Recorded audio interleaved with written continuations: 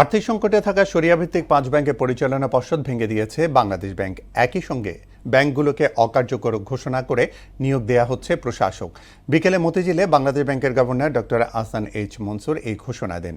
বাংলাদেশ ব্যাংকের প্রস্তাব ও আর্থিক প্রতিষ্ঠান বিভাগের সুপারিশের ভিত্তিতে এই সিদ্ধান্ত নেওয়া হয়েছে বলে জানা গেছে। বিস্তারিত মনিরুল ইসলামের প্রতিবেদনে।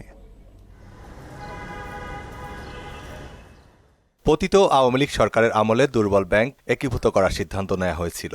অভ্যুত্থান পরবর্তী অন্তর্বর্তী সরকারও হেঁটেছে একই পথে।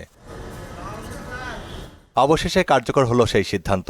গভর্নর আহসান এইচ মনসুর বলেন, পর্ষদ ভেঙে দিলেও ব্যাংকগুলোর স্বাভাবিক কার্যক্রম চালু থাকবে। এখন থেকে এই ৫ ব্যাংক প্রশাসক দিয়ে পরিচালিত হবে। This is a complete integration from Bangladesh Bank through our representatives led by administrator. ৫টা ব্যাংকের যে সেপারেট কর্মকর্তারা আছেন প্রত্যেক ডিপার্টমেন্ট, এইচআর ডিপার্টমেন্টই হোক, আইটি ডিপার্টমেন্ট হোক, রানিং দ্য অপারেশনস, যেটাকে আমরা বিজনেস কন্টিনিউটি বলছি, অর্থাৎ অপারেশনস অফ দ্য ব্যাংকস তো চলতে হবে, এলসি খুলতে হবে। এক্সিম ব্যাংকের সঙ্গে একীভূত হয়েছে ফার্স্ট সিকিউরিটি ইসলামী ব্যাংক, গ্লোবাল ইসলামী ব্যাংক, ইউনিয়ন ব্যাংক এবং সোশ্যাল ইসলামী ব্যাংক পিএলসি।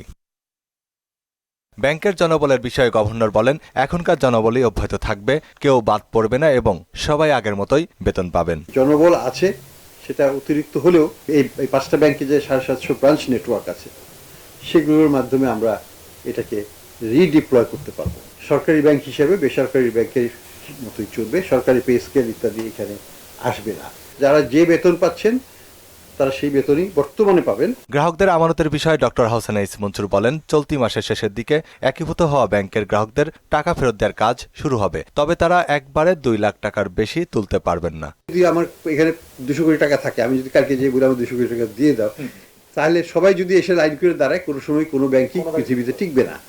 কাজে এখানে কিছু ডিসিপ্লিন রাখতে হবে এবং এই কিভাবে এটাকে করা হবে, ২ লক্ষ টাকার নিচে মধ্যে যারা আছেন তারা 100% টাকাই তুলতে পারবেন। এদিকে ব্যাংকের শেয়ার হোল্ডারদের জন্য দুঃসংবাদ দিয়েছেন গভর্নর। বলেন, ব্যাংকগুলোর শেয়ার নেতিবাচক হয়ে গেছে, তাই উদ্যোক্তা বা শেয়ার হোল্ডাররা ব্যাংক থেকে কোনো টাকাই পাবেন না। শেয়ার হোল্ডারদের হাতেই যেটার দায়িত্বভার থাকবে, এটা পৃথিবীর কোনো দেশে নাই। মনিরুল ইসলাম, মোহনা সংবাদ, ঢাকা।